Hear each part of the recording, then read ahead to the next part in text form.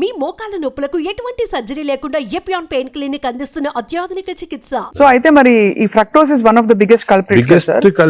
Fructose. ఇప్పుడు refined oil, fried foods, maida, వీటన్నిటి debate జరుగుతుంది కదా. ఇవన్నీ డిబేట్ ఏం లేదు, దే ఆర్ ఆల్ కాజింగ్. ఇప్పుడు ఆయిల్స్ లో కూడా they are 2 types of oils, saturated oils, unsaturated, poly unsaturated oils మంచిది. ఎగ్జాంపుల్ ఏమంటే olive oil. But olive oil మనం కుకింగ్ ఎక్కువ యూజ్ చేయలేము.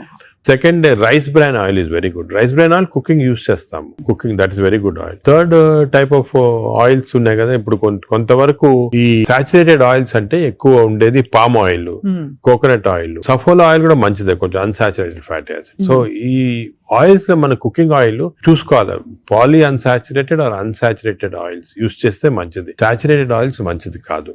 సో అది డెఫినెట్, అది కూడా డెఫినెట్. సో మన కుకింగ్ లో ఎంతవరకు ఆయిల్స్ యూజ్ చేస్తే, ఏ టైప్ ఆఫ్ ఆయిల్స్ ఆల్టర్నేట్ చేసి, అంటే 1 month rice bran, 1 month sunflower, అలా చేంజ్ చేసుకుంటా ఉండాలి ఆయిల్స్. అది చాలా ఇంపార్టెంట్. మీరు చెప్తున్న దాన్ని బట్టి దాదాపు fried foods completely ban. Fried foods definite గా ఫ్రైడ్ ఫుడ్స్ లో ఏమంటే ఆయిల్ ఒకటి, ఇంకోటి మనం ఫ్రై చేసినప్పుడు ఆయిల్ బికమ్స్ హైడ్రోజనేటెడ్ ఆయిల్ అనేది చాలా డేంజరస్ మన బాడీకి. ఫ్రై చేసినప్పుడు అయిపోతుంది, ఫ్రై చేసినప్పుడు అయిపోతాయి. అయినప్పుడు బాడీకి ఇట్స్ నాట్ ఆల్ గుడ్.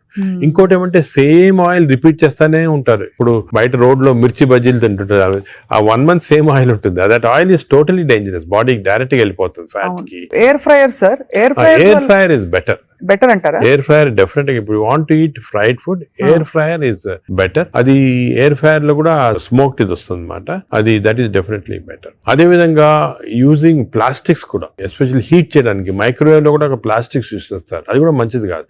ఈ ప్లాస్టిక్స్ మైక్రో ప్లాస్టిక్స్ అవుతాయి అన్నమాట. మనం తిన్నప్పుడు మనకి తెలియదు, ఈ మైక్రో ప్లాస్టిక్స్ బాడీకి వెళ్ళిపోయి that also causes fatty liver. అవునా సార్? మైక్రో ప్లాస్టిక్స్ వల్ల కూడా మంచిది. సో ఎస్పెషల్లీ మీరు ఈ ఫుడ్ బయట నుంచి ఆర్డర్ చేస్తారు, ప్లాస్టిక్ దాంట్లో వస్తుంది, దాన్ని ఓవెన్ లో పెడతారు, తింటారు. That causes microplastics and causes that is something nobody new. Cancer గురించి అనుకుంటాం కానీ ఫ్యాటీ లివర్ వస్తుందని ఎవరికి తెలియదు. That is also very problem.